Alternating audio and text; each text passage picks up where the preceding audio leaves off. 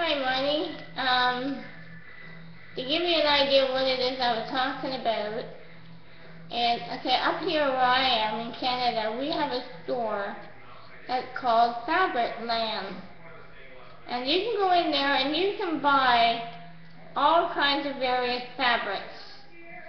You know, and I was suggesting that you it's a very wide elastic because it does give a little bit of material, kind of like the same stuff that a corset might be made out of.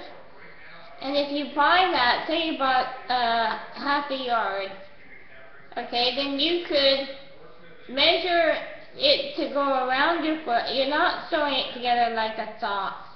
You could if you wanted to, but if you don't, then you can just put little eyelet holes down the back side so you can tie it up.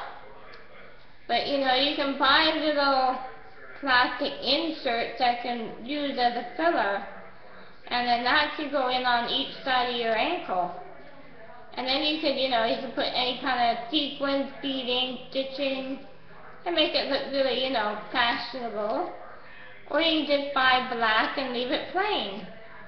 But the whole point is you'll be able to put the support where you want it.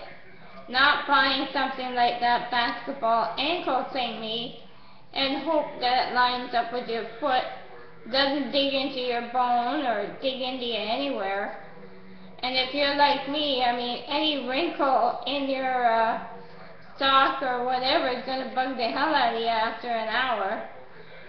So I don't know whether that's going to be comfy, but anyway, that's what I'm suggesting, that you go and buy your own material and get somebody that, you know, who can handle a sewing machine.